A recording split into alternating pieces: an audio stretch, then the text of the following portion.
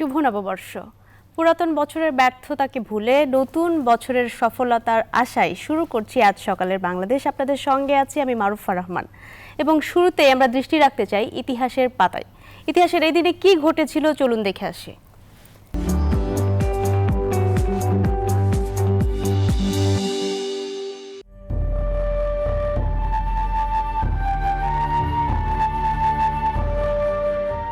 আজ শুক্রবার 17 পৌষ 1427, 1 জানুয়ারি 2021, 16 জমাদিউল আওয়াল 1442।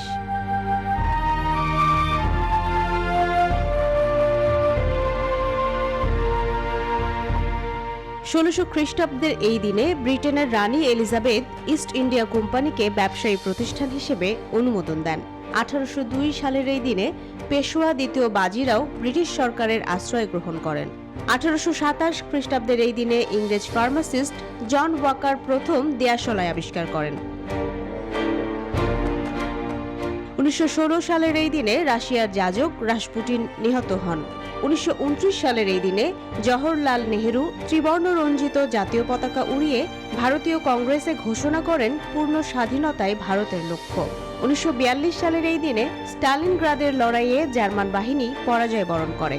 1948 সালের এই দিনে কার্জন হলে পূর্ব পাকিস্তান সাহিত্য সম্মেলন অনুষ্ঠিত হয়। এতে জ্ঞান তাপস ডক্টর মোহাম্মদ শহীদুল্লাহ বাংলা ভাষার পক্ষে তথ্যপূর্ণ হৃদয়স্পর্শী ভাষণ প্রদান করেন।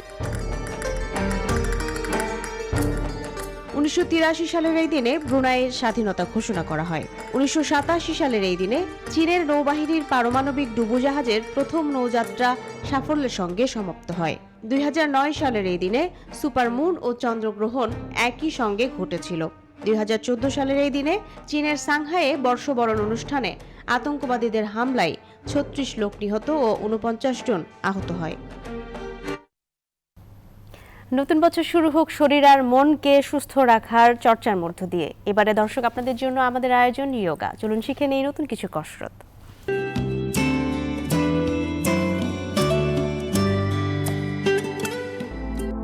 আসসালামু আলাইকুম প্রিয় সুরিদ, আপনার উপর শান্তি বর্ষিত হোক। আজকের যোগা পর্বে আমি আহমেদ শরীফ আপনাদেরকে স্বাগত জানাচ্ছি। আজকে আমার সঙ্গে আছেন সাইকোলজিস্ট মুকাররমা, আছেন ইঞ্জিনিয়ার বিজয়। চলুন তাহলে শুরু করা যাক আজকের যোগা পর্ব। আজকে আমরা চমৎকার একটা বিষয় নিয়ে আলোচনা করব, সেটা হচ্ছে মানসিক স্থিরতা, স্নায়বিক উত্তেজনা দূর করা। আজকে যে আসন, সেই আসনটা মূলত মানসিক প্রশান্তি অর্জনের জন্য, স্নায়বিক উত্তেজনা দূর করার জন্য চমৎকার একটা প্রক্রিয়া। আর এই সময়ে মানুষের মধ্যে আতঙ্ক কাজ করছে বেশি, এবং এই আতঙ্কগ্রস্ত হওয়ার কারণে যে জিনিসটা হচ্ছে, আমাদের শরীরের যে রোগ প্রতিরোধ ব্যবস্থা সেটা নষ্ট হয়ে যাচ্ছে, সেটা দুর্বল হয়ে যাচ্ছে। তো এই ইমিউন সিস্টেমটাকে, রোগ প্রতিরোধ ব্যবস্থাটাকে শক্তিশালী করার জন্য আমাদেরকে কিছু আসন যদি আমরা চর্চা করতে পারি, তাহলে এই ইমিউন সিস্টেমটা আরও বেশি শক্তিশালী হবে এবং আমরা রোগ ব্যাধি থেকে অনেক দূরে থাকতে পারবো। আজকের যে আসন, সেই আসনের নাম হচ্ছে গোমুখা আসন। নাম থেকেই বোঝা যাচ্ছে, গো মানে হচ্ছে গরু। তো যে আসন করলে দেহের আকৃতি গরুর মুখের নিয়ে লাগে অনেকটা, সেই জন্য এই আসনটাকে বলা হয় গোমুখা আসন। আসনটা অনেক হাত পা গুটি অনেক কিছু করা লাগে, কিন্তু উপকারটা হচ্ছে অনেক বেশি। তো আমরা আজকে প্রথম যে আসন যেটা দেখব, সেটার নাম হচ্ছে গোমুখা আসন, কাউ ফেস পশ্চার। কাউয়ের যে ফেস হয় অনেকটা সেই রকম হয়, হাঁটু দুটো আমরা যখন একটার উপরে আরেকটা রাখি সেটা সেই মতো হয়, এই জিনিসটাকে বলা হয় গোমুখা আসন। চমৎকার একটা আসন। চলুন তাহলে আমরা একটু দেখে নেই যে আসনটা কিভাবে করতে হয়, আমরা একটু দেখে নিই। আমরা প্রথমে একটু দণ্ডাসনে বসি। হ্যাঁ, দুপা ছড়ে দণ্ডাসনে বসি। আমরা প্রথমে দণ্ডাসনে বসলাম। দণ্ডাসন মানে প্রিয় দর্শক আপনারা জানেন যে মেরুদণ্ড সোজা করে দুই হাত দেহের দুপাশে রেখে বসে থাকা, এটা হচ্ছে দণ্ডাসন। এই অবস্থা থেকে আমরা ধীরে ধীরে আমাদের যে গোমুখাসন আছে সেই আসনের দিকে অগ্রসর হব। প্রথমে আমরা ডান পাটাকে একটু হাঁটু ভাঁজ করে নেই, ডান পা। আমাদের যে হাঁটু এটা সোজা হলো, এই হাঁটুর সমান সমান থাকবে। এবার ফাঁকা জায়গা দিয়ে আমাদের যে বাম পা যেটা আছে, সেই পাটাকে আমরা এটার নিতম্বের পাশাপাশি নিচে নিয়ে আসবো আমরা। এবার অপর হাত দিয়ে হাঁটুটাকে আবার একটু মুড়ে নিয়ে এক হাঁটু আরেক হাঁটুর উপরে এমন ভাবে থাকবে যাতে গরুর মুখে ন্যায় লাগে। মেরুদণ্ড আমাদের স্ট্রেট থাকছে, মেরুদণ্ড স্ট্রেট, বডি একদম রিল্যাক্স থাকছে। এই গেল একটা পর্যায়। এবার প্রিয় দর্শক খেয়াল করে দেখেন ওনাদের ডান হাঁটুটা উপরের দিকে আছে। তো এক্ষেত্রে অনেকেই আমরা মনে রাখতে পারি না যে কোন হাতটা আগে তুলবো, উপরের দিকে নেব না এটা পেছন দিক থেকে যাব, এটা খেয়াল করতে পারি না। তো সহজ একটা গ্রামার হচ্ছে যেই হাঁটুটা আপনার উপরে আছে সেই হাতটা উপর দিক দিয়ে পিঠে যাবে। হ্যাঁ, একটু হাতটা নিয়ে যাই। হ্যাঁ, এরপর বাকি যে হাত আছে সেটা দিয়ে অনেকটা আংটার মতো করে আমাদেরকে ধরতে হবে, এরকম করে আংটার মতো করে ধরতে হবে। আমরা ব্যাক সাইডটা একটু দেখানোর চেষ্টা করব পরবর্তীতে। হ্যাঁ, তুলে ফেলে সোজা আমরা তাকিয়ে থাকবো অথবা চোখ বন্ধ করে থাকবো। এই হচ্ছে আমাদের গোমুখ আসন, একটা প্রশান্ত ভাব। এরপর আস্তে আস্তে আমরা হাতটাকে ছাড়িয়ে নিয়ে আসবো এবং আস্তে আস্তে আর আগের পজিশন অর্থাৎ দণ্ডাসনে আমরা বসবো। হ্যাঁ হ্যাঁ হ্যাঁ, পা ছড়িয়ে দিয়ে দণ্ডাসন চলে যান। প্রিয় দর্শক, এটা দেখলাম আমরা একটা সাইড, অর্থাৎ এক পা আমরা তুললাম তারপরে করলাম। এবার আমরা বিপরীত দিকে করব, এটাকে আমরা বিপরীত দিকে অনুসরণ করছি। এবার বাম পাটাকে আমরা একটু ভাঁজ করে নেই। হ্যাঁ, ফাঁকা জায়গা দিয়ে ডান পাটাকে নিতম্বের পাশে নিয়ে যাই। এবার হাতের সাহায্যে এই হাঁটুটাকেও মুড়ে নিয়ে সুন্দর করে এক হাঁটু আরেক হাঁটুর উপরে রাখি। এই মেরুদণ্ড স্ট্রেট থাকছে। প্রিয় দর্শক, এবার খেয়াল করে দেখেন যে ওনাদের কোন হাঁটুটা উপরের দিকে আছে, বাম হাঁটুটা। সুতরাং বাম হাতটাকে আমাদের আগে উপরের দিকে নিয়ে যেতে হবে, এটা মনে রাখাটা সহজ হবে। হ্যাঁ, চলে গেল। হ্যাঁ, বাম হাত নিয়ে যাই। এবার অপর হাত দিয়ে আমরা আংটার মতো করে জিনিসটাকে ধরে ফেলি, এইভাবে এইভাবে ধরে ফেলি।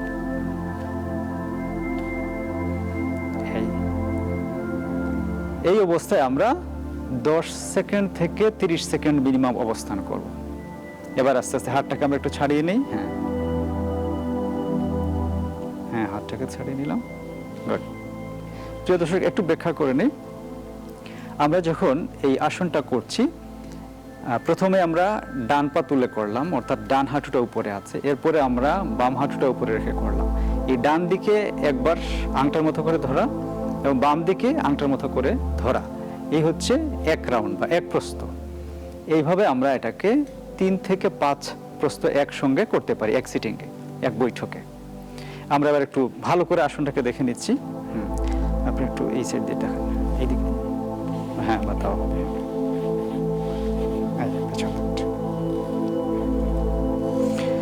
হ্যাঁ, প্রিয় দর্শক, একটু ভালো করে দেখেন যে কিরকম করে আংটার মতো করে ধরতে হবে, এই বিষয়টা আমরা একটু দেখি নেই। হ্যাঁ, ধরেন।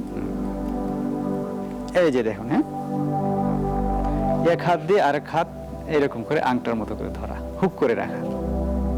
মেরুদণ্ড স্ট্রেট থাকছে, এটা বাহুর সঙ্গে লাগানো, বাহু কানের সঙ্গে লাগানো থাকছে, এটা খেয়াল রাখতে হবে। গুড। আবার পজিশন চেঞ্জ করে স্বাভাবিক অবস্থায় চলে আসে। প্রিয় দর্শক, আমরা দেখলাম, পেছন দিক থেকেও আসনটাকে দেখার চেষ্টা করলাম যে কিভাবে এটাকে দেখতে লাগে। তো এই যে গোমুখ আসন, এটা করে আমাদের কি লাভ, এই কাউ ফেস পোস্টার করে লাভ কি হবে? প্রথমত হচ্ছে এটা মানসিক স্থিরতা এবং প্রশান্তি অর্জনের সহায়ক। এটা আমাদের ইনার যে স্ট্রেস আছে, টেনশন আছে, এটাকে দূর করতে সহযোগিতা করে, নার্ভটাকে প্রাণবন্ত রাখে, চাঞ্চল্যে আমাদেরকে সবসময় কর্ম চাঞ্চল্যে ভরপুর করে রাখে। তো এই জন্য আমরা এই আসনটাকে অনুশীলন করতে পারি। আর অনেকের হাঁটুতে বাত হয়, ব্যথা হয় এবং বাতজনিত নানান ধরনের যে রোগ হয়, সেগুলো থেকে আমরা মুক্ত থাকতে পারি এই গোমুখ আসনের চর্চা করে। তারপরে অনেকের হাত, কাঁধের সন্ধিস্থলের যে জড়তা, জয়েন্টের যে জড়তা, সেই জড়তাগুলো দূর করতে এই আসনটা অনেক সহযোগিতা করে। অনেকে আবার ফ্রোজেন শোল্ডার আছে, অর্থাৎ নিজের হাত উপরের দিকে তুলতে পারেন না, নিজের শুট নিজে পড়তে পারেন না, অন্যের সহযোগিতায়, প্রিয়জনের সহযোগিতায় পড়তে হয়, তাদের জন্য খুবই উপকারী। আস্তে আস্তে আপনি ফ্রোজেন শোল্ডার থেকে ধীরে ধীরে নিরাময় লাভ করবেন। মহিলাদের জন্য চমৎকার একটা আসন, এটা স্ত্রীরোগ নিরাময়ে যথেষ্ট সহযোগিতা করে। তারপরে জৈবিক কার্যক্রম যারা নিয়ন্ত্রণ করতে চান, অর্থাৎ যৌন সংযমী হতে চান, তাদের জন্য খুবই উপকারী। এটা আমাদের রিপ্রোডাক্টিভ সিস্টেমটাকে ভারসাম্যপূর্ণ অবস্থায় রাখে। অহেতুক যে উত্তেজনা আসে, সেই উত্তেজনা থেকে আপনাকে নিরাময় দিতে এই আসনটা অনেক সহযোগিতা করবে। অর্থাৎ জৈবিক কাজটা আপনার নিয়ন্ত্রণে থাকবে, অহেতুক উত্তেজনা আপনি নিজেই নিয়ন্ত্রণ করতে পারবেন। তো যাদের যে কোনো ধরনের দুর্বলতা আছে রিপ্রোডাক্টিভ সিস্টেম সংক্রান্ত, তাদের জন্য খুবই উপকারী। তারপরে যাদের পাইলস আছে, পাইলসের জন্য এই আসনটা অনেক উপকারী। পাইলসের উপকারের জন্য যদি আপনি এটার সঙ্গে অশ্বিনী মুদ্রা যুক্ত করতে পারেন তাহলে উপকারটা আরো বেশি করে পাবেন। অশ্বিনী মুদ্রা সম্পর্কে আমরা আগে আলোচনা করেছি, ভবিষ্যতে সময় সুযোগ পেলে আরো আপনাদেরকে ডিটেলস বলার চেষ্টা করব। মলদ্বারটাকে সংকোচন করা, প্রসারণ করা। তো পাইলসের জন্য এই আসনটা খুবই উপকারী। সায়াটিকা যে পেইন আছে সেটা দূর করতে সহযোগিতা করে। তারপরে অনেকের ইমিউনারি সিস্টেমের সমস্যা থাকে, এই ইমিউনারি সিস্টেমের যে ইনফেকশন বা এটার যে দুর্বলতা আছে, দুর্বলতার কারণে যে সমস্যার সৃষ্টি হয় সেগুলো নিরাময়ে এই আসনটা সহযোগিতা করে। অনেকক্ষণ যারা কাজ করতে থাকেন তাদের অনেক সময় কাঁধে চিনচিনে ব্যথা হয়, তাদের জন্য এই আসনটা অনেক উপকারী। অফিসে যখন আমরা কাজ করছি তখন কাজের ফাঁকে ফাঁকে যদি আমরা এই আসনটাকে করে নিতে পারি তাহলে কি হবে, এই যে আপনি সামনের দিকে বারবার ঝুঁকে থাকছেন, এই ঝুঁকে থাকার ফলে আপনার কাঁধে যে ব্যথা হচ্ছে কিংবা সার্ভাইকেল রিজিয়নে, গলার এই রিজিয়নগুলোতে যে সমস্যা হচ্ছে সেই সমস্যাগুলো থেকে আপনি মুক্ত থাকতে পারেন, আপনি আরাম পাবেন। তারপরে দেখবেন যে অনেকের রাতে ঘুম হয় না, এই রাতের ঘুমটা যাতে সুন্দর হয়, প্রপার হয়, আপনি এই আসনের সহযোগিতা নিতে পারেন। রাতে যখন আপনি ভাত খাচ্ছেন, রাতের খাবারটা খাওয়ার পরে যখন আপনি বজ্রাসন করছেন, প্রিয় দর্শক আপনারা জানেন বজ্রাসনটা কি, তো এই বজ্রাসনে কিছুক্ষণ আপনি যখন বসবেন তারপরে আপনি ঘুমাতে যান, এই আসনটা করেন, দেখবেন যে অনেক সুনিদ্রা হবে, আপনি অনিদ্রা থেকে আস্তে আস্তে মুক্ত থাকতে পারবেন। এবং এই আসন করার ফলে আপনারা দেখেছেন যে আমাদের এই বিশেষ করে শোল্ডার লেভেল, এই শোল্ডার লেভেলে কিন্তু অনেক স্ট্রেস, চাপ সৃষ্টি হয়, স্ট্রেস হয়, তো এটার কারণে কিন্তু এই অংশগুলোর উপকারটা অনেক বেশি হয়। তারপরে হাঁটু, আপনারা দেখেছেন যখন একটা হাঁটু আরেকটা হাঁটুর উপরে রাখা হয় তখন কিন্তু এই হাঁটুতে ইউরিক অ্যাসিড, বাত এগুলো জমে থাকলে সেগুলো থেকেও আমরা নিরাময় লাভ করতে পারি। তো এই আসনটাকে আমরা অনুশীলনে রাখবো 3 থেকে 5 বার কমপক্ষে এক সিটিংয়ে। সময় নেবেন প্রতিবারে, অর্থাৎ ডান হাঁটু উপরে রেখে আপনি যখন করছেন 10 সেকেন্ড থেকে 30 সেকেন্ড মিনিমাম অবস্থান করবেন। এরপরে আপনি যখন অন্যদিকে করছেন অর্থাৎ বাম দিকে করছেন তখন 10 থেকে 30 সেকেন্ড। তো এই দুই দিক মিলে হচ্ছে 1 রাউন্ড 1 প্রস্থ, এইভাবে 3 থেকে 5 প্রস্থ এটাকে অনুশীলন করবেন। এবার আমরা আমাদের প্রাণায়ামের দিকে চলে যাব। প্রাণায়াম, প্রাণের আয়াম, আয়াম মানে হচ্ছে বিস্তার, ডিসপারশন, এক্সটেনশন, বাড়িয়ে নেওয়া, যা অনুসরণ করলে আপনি আপনার প্রাণটাকে অর্থাৎ আয়ুটাকে বাড়িয়ে নিতে পারেন, আয়ু বৃদ্ধি হওয়ার সম্ভাবনাটা বেড়ে যায়, সেটার নাম হচ্ছে প্রাণায়াম। আল্লাহ তাআলা আমাদেরকে যে দম দিয়েছেন, এই দমটাকে যত ধীর করতে পারবেন তত কি হবে, তত আপনার আয়ু বাড়ার সম্ভাবনা বেশি। আর দমটাকে যদি দ্রুত ফেলে দেন তত কি হবে, তত আয়ুটা আপনার কমে যাবে, অর্থাৎ আপনি অসুস্থ হবেন। অসুস্থ হলেই আপনার আস্তে আস্তে আপনি দ্রুত মৃত্যুর দিকে এগিয়ে যেতে থাকবেন। তো আমরা সুস্থ থাকতে চাই, সুস্থ থাকার জন্যই আমাদের এই প্রাণায়ামের চর্চা। যত প্রাণায়ামের চর্চা করব তত আমাদের নার্ভ শান্ত হবে, আমাদের নার্ভাস সিস্টেমের উপর চমৎকার একটা ইতিবাচক প্রভাব সৃষ্টি হবে, যেটা দিয়ে আমরা সুস্থ থাকতে পারবো, প্রাণবন্ত থাকতে পারবো। তো প্রাণায়াম হচ্ছে প্রাণশক্তিতে উজ্জীবিত হওয়া। এই প্রাণশক্তিতে উজ্জীবিত হওয়ার জন্যই আজকের যে প্রাণায়াম আমরা করব সেটা খুব চমৎকার একটা প্রাণায়াম, সেটাকে বলা হয় সূর্য ভেদ প্রাণায়াম। সূর্য ভেদ প্রাণায়াম বা সূর্য ভেদন প্রাণায়াম, চমৎকার একটা প্রাণায়াম। কিভাবে করতে হবে প্রসেসটা একটু বলে নেই, তারপরে আমাদের সহযোগী যারা আছেন তারা বিষয়টাকে আরো ভালো করে দেখাবেন। প্রসেসটা হচ্ছে সূর্যভেদ প্রাণায়ামে আমরা সব সময় ডান নাক দিয়ে দম নেব এবং ছাড়বো ডান নাক দিয়ে, বাম নাক দিয়ে আমরা দম ফেলে দেব, কিন্তু ওইটা দিয়ে আর দম নিচ্ছি না। এটাই হচ্ছে মূল বিষয়। কিভাবে করতে হবে, প্রথমে আমাদেরকে একটা মুদ্রা আয়ত্ত করতে হবে। এই মুদ্রা আমরা আগেও দেখিয়েছি আপনাদেরকে, তারপর আরেকবার আমরা একটু দেখাই।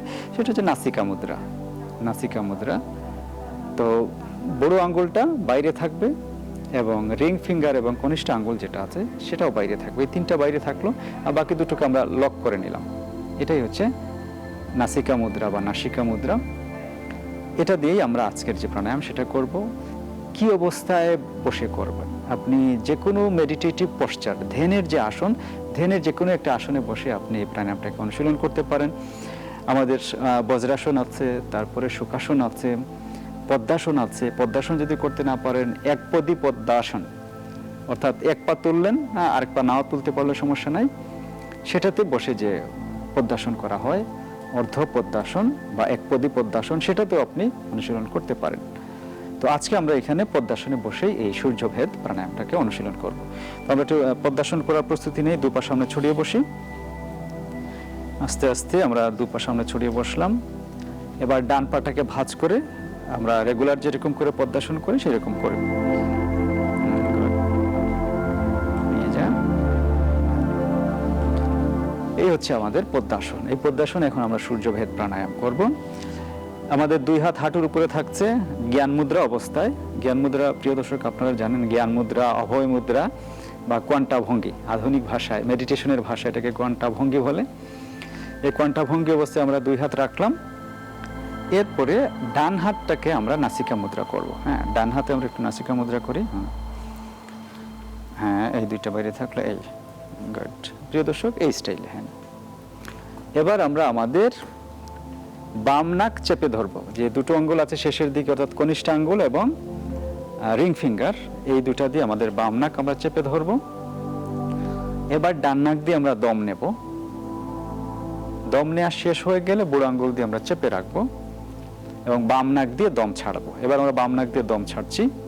প্রিয় দর্শক, বাম নাক দিয়ে দম ছাড়ছি কিন্তু দম নেব না। এবার বাম নাকটা আমরা বন্ধ করে দেব। এবার অন্য নাক থেকে আমাদের আঙ্গুলটা তুলে আমরা দম নিচ্ছি, অর্থাৎ ডান নাক দিয়ে আমরা দম নিচ্ছি। ডান নাক দিয়ে দম নিতে থাকি। বাম নাক দিয়ে দমটাকে ফেলে দেই। এবার বাম নাকটাকে বন্ধ করি, ডান নাক দিয়ে আবার দম নেই এবং একই প্রক্রিয়াটা চলতে থাকবে। হ্যাঁ, আপনারা একটু করতে থাকেন।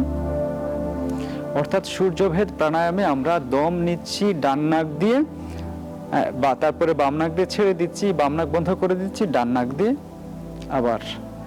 আবার দম নিচ্ছি, ছাড়ছি। অর্থাৎ ডান নাক দিয়ে আনা নেওয়াটা আমরা করব। এটা হচ্ছে মূল বিষয়। বাম নাক দিয়ে দমটা নেব না, ছাড়বো কিন্তু নেব না।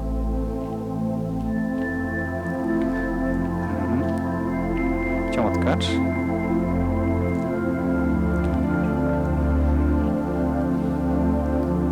আমরা ডান নাক দিয়ে দম নিচ্ছি, বাম নাক দিয়ে ফেলে দিচ্ছি, বাম নাক বন্ধ করছি, আবার ডান নাক দিয়ে দম নিচ্ছি, আবার বাম নাক দিয়ে ফেলে দিচ্ছি। এই প্রক্রিয়া চলতে থাকবে।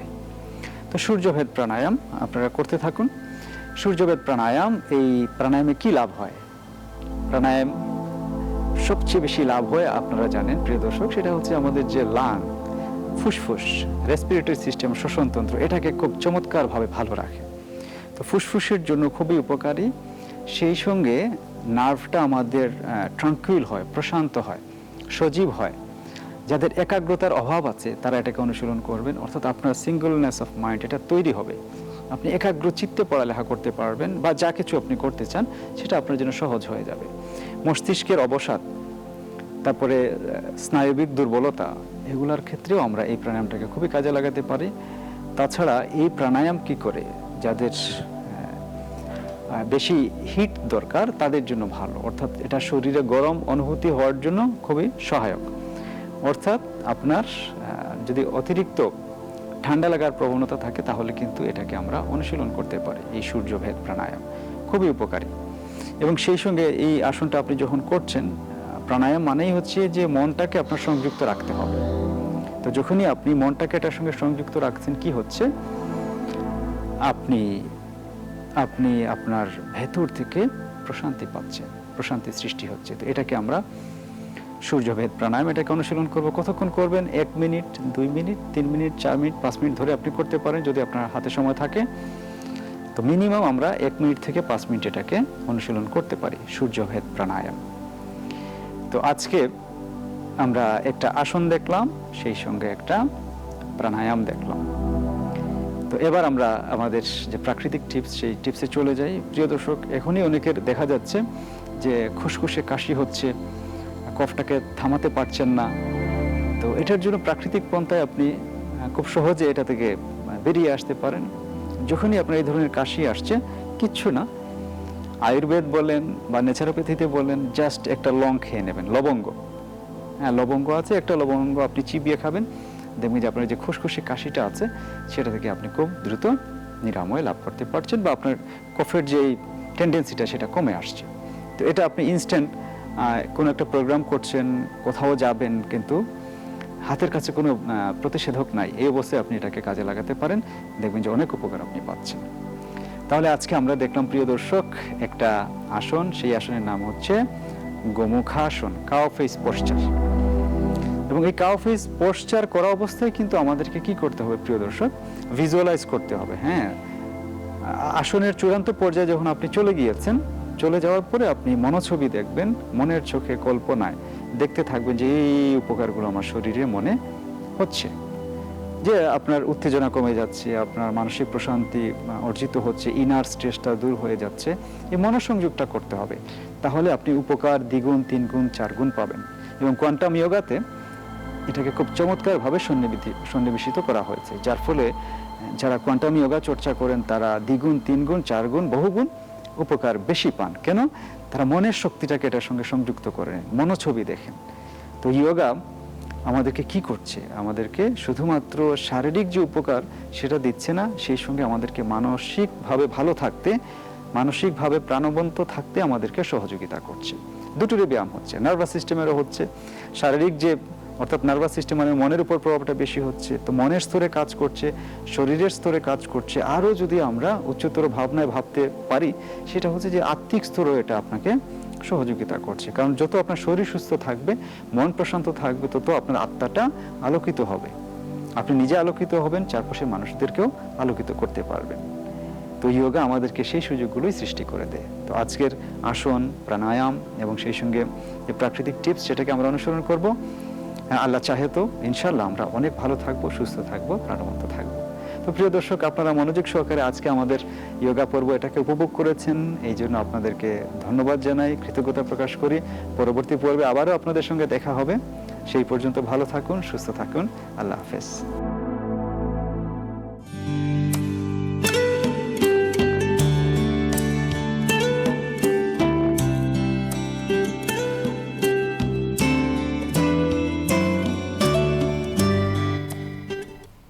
দর্শক, শিখে নিলাম ইয়োগার কিছু নতুন কসরত। এর সঙ্গে নিচ্ছে একটি বিরতি, সঙ্গেই থাকুন।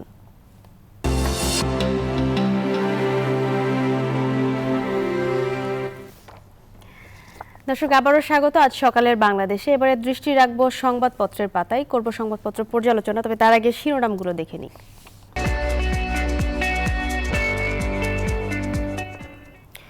বাংলাদেশ প্রতিদিন তাদের শিরোনাম করেছে নতুন চ্যালেঞ্জ, নতুন প্রত্যাশার বছর, এবং সেই সাথে একটি শিরোনাম দৃশ্যমান উন্নয়নের বছর হবে 2021। জাতীয় প্রেস ক্লাবে ইতিহাস গড়ে প্রথম নারী সভাপতি ফরিদা।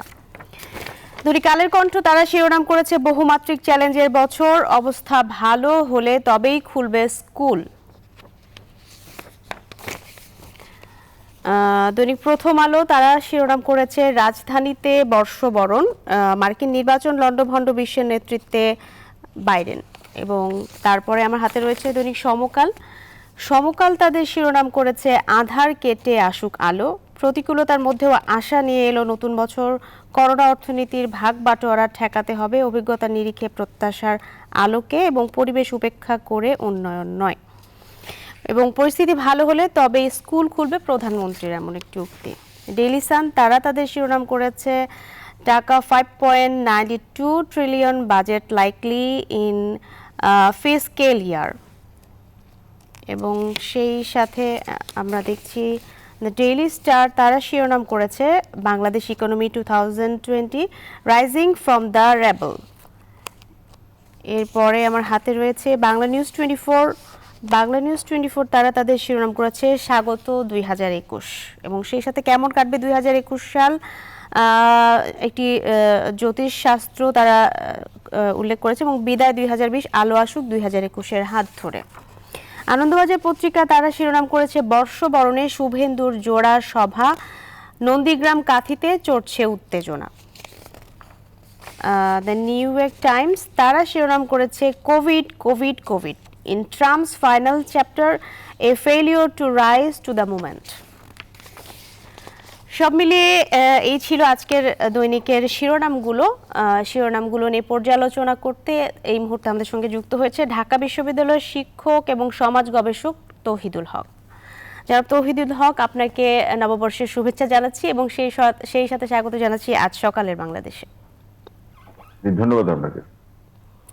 আমরা দেখছিলাম যে বেশিরভাগ পত্রিকায় কিন্তু আজকে শিরোনাম করেছে নতুন বছরকে ঘিরে, অর্থাৎ নতুন বছরে নতুন চ্যালেঞ্জ, নতুন প্রত্যাশা, সেই সমস্ত বিষয় নিয়ে বিভিন্ন বিশেষজ্ঞ মতামত দিয়েছে, তার ভিত্তিতেই কিন্তু শিরোনামগুলো আমরা দেখছি। তো আপনার কাছে আমার প্রশ্ন, আসলেই নতুন বছরে বেশ কিছু চ্যালেঞ্জ আছে, করোনা পরিস্থিতি থেকে কাটিয়ে উঠে কর্মসংস্থানের একটি কঠিন চ্যালেঞ্জ রয়েছে, স্বাভাবিক জীবনে ফেরার চ্যালেঞ্জ রয়েছে, এবং অর্থনৈতিক যে প্রবৃদ্ধি, শিক্ষার্থীদের ক্লাসরুমে ফেরানো, সব মিলিয়ে আসলে নতুন বছরটি কেমন হবে, আমরা আসলে কতখানি চ্যালেঞ্জ নিতে পারবো, কতখানি প্রত্যাশা পূরণ হবে বলে মনে করছেন?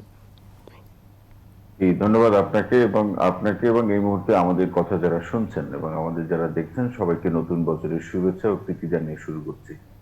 দেখুন, আসলে একটি নতুন বছর যখন শুরু হয় তখন আমাদের প্রত্যাশা অনেক থাকে।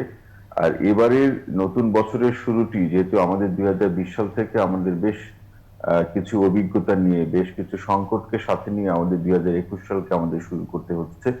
আর 2020 সাল আমাদের সেই করোনার যে যাত্রা সেটি এখনো আমাদেরকে ছাড়ে নাই, অথবা আমরা এটিকে পুরোপুরিভাবে নিয়ন্ত্রণ করতে পারিনি। তো সেই করোনার এই 2020 সাল করোনার এই সময় বেশ কিছু বাস্তবতা তৈরি হয়েছে বা বেশ কিছু সংকট তৈরি হয়েছে। সেই সংকটকে সাথে নিয়েই কিন্তু আমাদের 2021 সাল শুরু করতে হয়েছে। সুতরাং স্বাভাবিকভাবেই আমাদের মানে প্রত্যাশার জায়গাটি কিংবা 2021 সালে আমাদের যে করণীয় জায়গাটি সেটি দীর্ঘ হবে বা সেটি একটু বেশি থাকবে, এটি স্বাভাবিক। এখন আমাদের আমরা কোন কোন বিষয়গুলোকে সাথে নিয়ে বা কোন কোন নতুন প্রত্যাশার ক্ষেত্রগুলোকে সাথে নিয়ে আমরা 2021 সাল শুরু করছি, সেটা হলো, আপনি জানেন 2020 সালে কিন্তু আমাদের করোনার এই সময় আমাদের কর্মসংস্থানের ক্ষেত্রে বিশেষ করে অনেকেই কিন্তু কর্মহীন হয়ে পড়েছে। ঢাকা ছেড়ে অনেকে গ্রামে অনেককে চলে যেতে হয়েছে। সুতরাং নতুন আমাদের যে কর্মের চাহিদা, অথবা নতুন যারা পড়াশোনা শেষ করে শ্রম বাজারে প্রবেশ করলো অথবা চাকরির বাজারে যারা প্রবেশ করলো, তাদের সাথে কিন্তু যারা কর্মহীন হয়েছে, এদের বিষয়টিও আমাদেরকে চিন্তা করতে হবে, এটা সমন্বয়ের প্রয়োজন হবে। এবং আমাদের যেহেতু 2020 সালে আমরা যে শিক্ষাটা সবচেয়ে বেশি নিয়েছি বা সরকারকে যে বিষয়টিকে সবচেয়ে বেশি নজর দিতে হয়েছে, সেটি হচ্ছে জীবন ও জীবিকার মধ্যে সমন্বয় করে কিভাবে বাংলাদেশকে সামনের দিকে এগিয়ে নিয়ে যাওয়া যায়।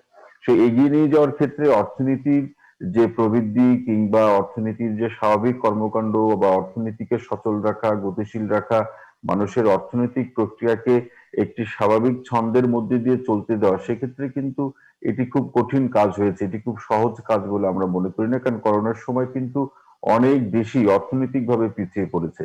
তো যে স্ট্যাটিস্টিক্স আমাদের সামনে আছে, সেই জায়গাতে সরকারের পদক্ষেপ, সাধারণ মানুষের সহযোগিতা, আমাদের সামাজিক এবং সাংস্কৃতিক সংগঠনগুলোর এই করোনা মোকাবিলায় তাদের যে তৎপরতা, সবকিছু মিলে আমরা একটা ভালো অবস্থানে রয়েছি। মানে ভালো অবস্থানে ওইভাবে বলতে তো কেউই নাই, কিন্তু করোনার মধ্যে আমি তুলনামূলক ভালো অবস্থানের কথা বলছি। আরেকটি ব্যাপার হচ্ছে যে আমাদের, আপনি জানেন যে শিক্ষা প্রতিষ্ঠানগুলো, আমি যেহেতু শিক্ষক সুতরাং এই বিষয়টা আমি নিয়ে আসতে চাই যে আমাদের শিক্ষা প্রতিষ্ঠানগুলো দীর্ঘদিন ধরে বন্ধ, যদিও আমরা অনলাইন অথবা ভার্চুয়াল যে আমাদের শিক্ষা ব্যবস্থা সেটি আমরা চালিয়ে যাচ্ছি, কিন্তু আমাদের এটি এখন মনে হয় চিন্তা করার প্রয়োজন রয়েছে এবং খুব জোরালো ভাবে চিন্তা করার প্রয়োজন রয়েছে। এবং তবে চিন্তা করার আগে দুইটি বিষয় আলোচনার প্রয়োজন। একটি হচ্ছে যে আমাদের স্টুডেন্ট কমিউনিটির মধ্যে করোনা ভাইরাসের সংক্রমণটা অপেক্ষাকৃত কম, কারণ আমাদের শিক্ষা প্রতিষ্ঠানগুলো বন্ধ রয়েছে। সরকার এই শিক্ষার্থীদের জীবনের বিষয়টি সবচেয়ে বেশি গুরুত্ব দিয়ে তাদেরকে বাসায় রাখার ব্যবস্থা করা হয়েছে, কিন্তু আমরা আসলে পর্যায়ক্রমে দেখছি যে আসলে শিক্ষার্থী কমিউনিটি কিন্তু বাসায় বসে নাই।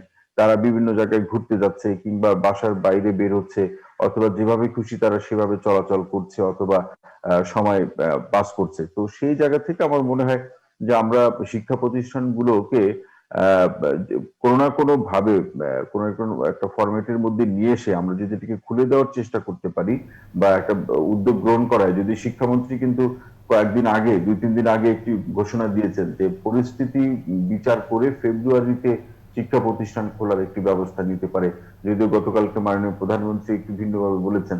কিন্তু এটি ঠিক যে একেবারে ঝুঁকির মধ্যে শিক্ষা প্রতিষ্ঠান খোলা হোক সেটি যেরকম বলছি না, কিন্তু শিক্ষার্থীরা এখন যেভাবে চলছে সেই চলার প্রেক্ষাপটে বলছি, সেক্ষেত্রে শিক্ষা প্রতিষ্ঠান আমরা হয়তো একেবারে ক্লাসগুলো শুরু না করলে, উচ্চশিক্ষার কথা বলছি, আমরা পরীক্ষাগুলো শুরু করতে পারি সেইভাবে যদি আমরা চিন্তা করে। কারণ হলো আপনি যেখানে মানে গার্মেন্টস প্রতিষ্ঠানগুলো খোলা ছিল, যেখানে এখন তো বাংলাদেশে শিক্ষা প্রতিষ্ঠান বাদে আর সবকিছুই খোলা, সুতরাং এটাও কিভাবে খোলা যায় সীমিত পরিসরে আমাদের শিক্ষার্থীদের জীবন, তাদের পড়াশোনার বিষয়টি চিন্তা করে সেই দিকে আমাদের নজর দেওয়ার প্রয়োজন রয়েছে।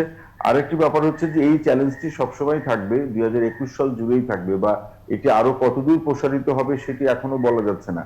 যে করোনা তো আমাদেরকে ছেড়ে যায় নাই, এখন হয়তো টিকা আসবে, টিকা আসা মানে আমাদের মনস্তত্ত্বে এক ধরনের শক্তি জাগ্রত হওয়া, যে আসলে টিকা এসেছে বা টিকা নিলে আমরা এই জায়গা থেকে অনেকটাই, বা করোনা ভাইরাস আক্রমণ হওয়া থেকে আমরা অনেকটাই মুক্তি থাকবো, এরকম একটি বিশ্বাস বা সাধারণ ধারণা মানুষের মধ্যে রয়েছে। কিন্তু টিকা আসুক বা না, মানে বিলম্ব হোক, টিকা অবশ্যই আসবে, কিন্তু এই জায়গাটিতে মানুষকে সবসময় সচেষ্ট থাকতে হবে। আপনি টিকা গ্রহণ করলেও আপনাকে কিন্তু স্বাস্থ্যবিধি মেনেই কিন্তু চলতে হবে, যতক্ষণ পর্যন্ত এই কোভিড পুরোপুরি ভাবে বৈশ্বিক অবস্থা থেকে বিদায় না নেয়।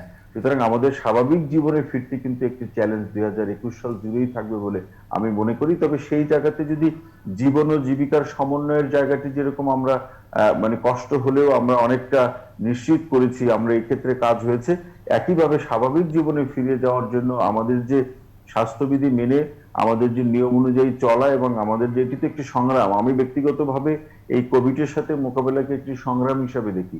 সুতরাং সংগ্রামে থামার কোনো সুযোগ আছে বলে আমার কাছে মনে হয় না। সংগ্রাম সে চলছে এবং আশা চলছে। করি আমরা এই সেক্ষেত্রে সংগ্রামে আসলে জয়ী হব এবং পূর্ণ প্রস্তুতি নিয়ে এবং নতুন প্রত্যাশা নিয়ে এই চ্যালেঞ্জগুলোকে আমরা গ্রহণ করতে পারবো। আরেকটি বিষয় একটু আলোচনা করতে চাই খুব সংক্ষেপে, সেটি হচ্ছে 2021 সাল একটি আমাদের জন্য উপহার বলা চলে, এবং বলা চলে যে ভালো চিন্তার একটি শ্রেষ্ঠ উদাহরণ প্রধানমন্ত্রী, সেটি হচ্ছে পদ্মা সেতু। পদ্মা সেতুর মধ্য দিয়ে সারা দেশের যে যোগাযোগ ব্যবস্থা, অর্থনীতির যে পরিবর্তন হবে এবং মানুষের জীবনযাত্রার যে পরিবর্তন হবে, সেটিকে আসলে কতখানি ইতিবাচকভাবে দেখছেন 2021 সালে?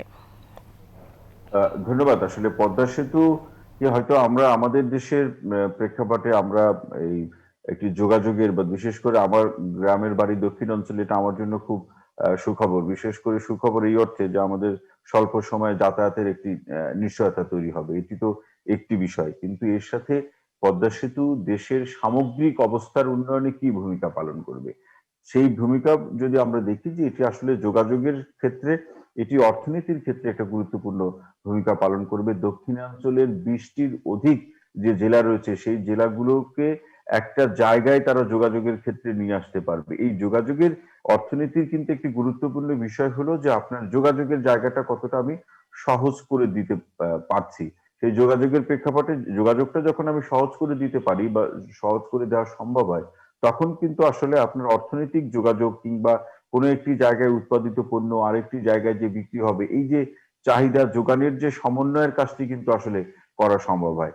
আরেকটি ব্যাপার হলো যে পদ্মা সেতু এর ক্ষেত্রে আরেকটি নতুন ইতিহাস তৈরি হবে, এবং এটা আমি ধন্যবাদ জ্ঞাপনও করতে চাই যে আসলে বর্তমান সরকারকে, বিশেষ করে সরকার প্রধানকে, যে আসলে এইভাবে সাহস নিয়ে এত বড় একটি কাজ আমরা যে নিজস্ব অর্থায়নে নিজেদের দেশের মধ্যে নানাভাবে অর্থের সমন্বয় করে, অর্থ সংগ্রহ করে আমরা যে কাজটি করে মানে দেখানো সম্ভব হয়েছে, এটি কিন্তু বাংলাদেশের জন্য একটি নতুন অবস্থাও বটে। কারণ আপনি জানেন যে পদ্মা সেতু নিয়ে নানাভাবে রাজনীতি হয়েছে, ষড়যন্ত্র হয়েছে, যাদের অর্থায়ন করার কথা ছিল তারা অর্থায়ন করে নাই, দেশের মধ্যে নানাভাবে রাজনীতি হয়েছে। সবকিছু মিলে এই যে একটি বড় কাজ সম্পন্ন করার জন্য যে উদ্যোগটি নেওয়া হয়েছে, যে সাহসটি দেখানো হয়েছে, আমি মনে করি এটি কিন্তু বাংলাদেশের, এই যে বর্তমান বাংলাদেশের এটি চিত্র, যে বাংলাদেশকে নিয়ে আমরা সামনে এগিয়ে যেতে চাই, সেই বাংলাদেশ সাহসের হোক, অনুপ্রেরণার বাংলাদেশ হোক, এবং সেই বাংলাদেশ সকল নাগরিকের মধ্যে একটি নতুন করে সাহস সঞ্চার করুক, যে আমরা নিজস্ব যে প্রক্রিয়া, নিজস্ব ভাবনায়, নিজস্ব চিন্তায়, নিজস্ব উপলব্ধিতে আমরা যে এগিয়ে যাওয়ার যে সক্ষমতা রাখি, আমরা এগিয়ে যাওয়ার যে মনোভাবনা আমাদের রয়েছে, যে কোনো চ্যালেঞ্জ মোকাবেলা করার জন্য যদি সবাই একসাথে মিলে সেই চ্যালেঞ্জটি মোকাবেলা করা যায়, তাহলে কোনো ষড়যন্ত্র, কোনো রাজনীতি আমাদেরকে পথ রুদ্ধ করতে পারবে বলে আমরা মনে করি না। এগিয়ে যাওয়া এখন শুধু সময়ের ব্যাপার। আমাদের সঙ্গে যুক্ত হবার জন্য দর্শক, আমাদের সঙ্গে সংবাদপত্র পর্যালোচনায় যুক্ত হয়েছিলেন ঢাকা বিশ্ববিদ্যালয়ের শিক্ষক এবং সমাজ গবেষক তৌহিদুল হক। এই পর্যায়ে আমরা জেনে নিব আজকের রাশিফল, এবং রাশিফল জানাতে আমাদের সঙ্গে যুক্ত হবেন জ্যোতিষী কেসি পাল। জনাব কেসি পাল, আজকে আসলে কি আছে আমাদের ভাগ্যে, আমাদেরকে জানান। অসংখ্য ধন্যবাদ। সেই সঙ্গে নিউজ 24 এর পক্ষ থেকে সকল দর্শকদেরকে জানাই হ্যাপি নিউ ইয়ারের শুভেচ্ছা ও অভিনন্দন। বিদায় 2020, স্বাগত 2021। তাই তো সকল রাশির জাতক জাতিকাদের জীবনে নতুন বছর বয়ে আনুক অনাবিল সুখ, শান্তি, সমৃদ্ধি ও আনন্দময় বছর, এই প্রত্যাশা নিয়ে শুরু করছি সর্বপ্রথম মেষ রাশি। মেষ রাশির জাতক ব্যক্তি যারা আছেন তাদের জন্য আজকের দিনটিতে দীর্ঘদিনের দাম্পত্য ও পারিবারিক কলহ বিবাদের মীমাংসা হবার সম্ভাবনা অনেকাংশে বেশি। সেই সঙ্গে ভাঙ্গা প্রেম বন্ধুত্ব জোড়া লাগতে পারে, এমনকি সহকর্মী ও অংশীদারদের পূর্ণ সহযোগিতা প্রাপ্ত হবেন। সেই সঙ্গে গৃহবাড়ি অতিথি সমাগমে মুখর হয়ে থাকতে পারে, এমনকি সপরিবারে কোনো না কোনো মাঙ্গলিক অনুষ্ঠানে যোগদান করতে পারেন। এবার বৃষ রাশির জাতক জাতিকা যারা আছেন তাদের জন্য আজকের দিনটিতে প্রেম, রোমান্স, বিনোদন, বন্ধুত্ব শুভ এমনকি সুদূর প্রসারী হবে। সেই সঙ্গে গৃহবাড়ি অতিথি সমাগমে সাজ সাজ রব রব করবে, এমনকি কর্মের সুনাম যশ কাঙ্ক্ষিত স্বপ্ন পূরণ করবে। তবে লটারি, জুয়া, রেস, শেয়ার হাউজিং এড়িয়ে চলার আবশ্যকতা রয়েছে। সেই সঙ্গে দুই চাকার যানবাহন সতর্কতার সাথে চালাতে হবে। এবার মিথুন রাশির জাতক জাতিকা যারা আছেন তাদের জন্য আজকের দিনটিতে হাত বাড়ালেই নিত্য নতুন সুযোগ এসে হাজির হওয়ায় বদলে দেবে লাইফস্টাইল। সেই সঙ্গে দীর্ঘদিনের আটকে থাকা কাজ কোনো প্রভাবশালী ব্যক্তির সহযোগিতায় সচল হতে পারে, এমনকি আপনার শ্রম, মেধা, প্রযুক্তি, কৌশল অধ্যবসায়ের বলে কর্মের পরিপূর্ণ ফল প্রাপ্ত হবেন। সেই সঙ্গে সন্তানদের সাফল্যে গৌরবান্বিত হবেন। এবার কর্কট রাশির জাতক জাতিকা যারা আছেন তাদের জন্য আজকের দিনটিতে দুর্যোগের মেঘ কাটতে আরম্ভ করবে, হাতে থাকা প্রায় কাজই সহজে সম্পন্ন হওয়ায় মন আনন্দে নাচবে। এমনকি গৃহবাড়িতে নতুন আসবাবপত্র, ইলেকট্রনিক সামগ্রী বা খেলনা সামগ্রী আসতে পারে। সেই সঙ্গে শত্রু ও বিরোধী পক্ষরা পিছু হটতে বাধ্য হবে। তবে লৌকিকতায় যেমন ব্যয় হবে তেমনি উপহার উপঢৌকনা দিয়েও সমান তালে প্রাপ্ত হবেন। এবার সিংহ রাশির জাতক জাতিকা যারা আছেন তাদের জন্য আজকের দিনটিতে শুভ মিশ্র ফল প্রদান করবে। বিশেষ করে যেমন আয় তেমন ব্যয় হওয়ায় সঞ্চয়ের খাতে থাকবে শূন্য। তাছাড়া বাড়ির ইলেকট্রনিক সামগ্রী, বৈদ্যুতিক মিটার, জলের কল মানে আকস্মিকভাবে নষ্ট হয়ে যাওয়ায় আপনাকে শ্রম অর্থ দুটোই ব্যয় করতে হতে পারে। অবশ্য সংকটকালে বন্ধু বান্ধব আত্মীয় পরিজনেরা প্রচুর সাহায্য সহযোগিতার হাত বাড়িয়ে ধরবে। এবার কন্যা রাশির জাতক জাতিকা যারা আছেন তাদের জন্য আজকের দিনটিতে দীর্ঘদিনের লালিত স্বপ্ন বাস্তবায়নের দিকে ধাবিত হবে, এমনকি বিদেশে অবস্থানরত স্বজনদের স্বদেশ প্রত্যাবর্তনের পথ অচিরেই খুলতে পারে। সেই সঙ্গে সম্ভাব্য ক্ষেত্রে পরিবারের ছোট্ট নতুন মুখের আগমন ঘটতে পারে, তাকে হ্যাপি নিউ ইয়ারের স্বাগত বা অভিনন্দন জানাতে হবে। সেই সঙ্গে প্রেমী যুগলের জন্য দিনটি স্মরণীয় বরণীয় হয়ে থাকবে। এবার তুলা রাশির জাতক জাতিকা যারা আছেন তাদের জন্য আজকের দিনটিতে বিশেষ করে বেকার যুবক যুবতীরা আশা রাখতে পারেন নতুন বছরের স্বপ্ন পূরণ আপনার জন্য অপেক্ষা করবে। সেই সঙ্গে বাণিজ্যিক পরিকল্পনা বাস্তবায়নের দিকে ধাবিত হবে, এমনকি শিক্ষার্থীদের কঠোর শ্রম, প্রযুক্তি ও কৌশলের বলে ফসল গড়ে তুলতে সক্ষম হবেন। এমনকি দূর থেকে আসা কোনো সংবাদে গোটা পরিবারের খুশির বার্তা দেবে, সেই সঙ্গে শত্রুরা পরাস্ত হতে বাধ্য হবে। এবার বৃশ্চিক রাশির জাতক জাতিকা যারা আছেন তাদের জন্য আজকের দিনটিতে হাত বাড়ালেই নিত্য নতুন সুযোগ এসে হাজির হবে। সেই সঙ্গে দীর্ঘদিনের প্ল্যান প্রোগ্রাম বাস্তবায়িত হতে পারে, এমনকি বিবাহযোগ্যদের বিবাহের পূর্ব প্রস্তুতি নিতে হবে। সেই সঙ্গে সন্তানদের আচরণ মনোবেদনার কারণ হলেও তাদের সাফল্যে গৌরবান্বিত হবেন, এমনকি সপরিবারে কাছে পিঠে ভ্রমণ করতে পারেন।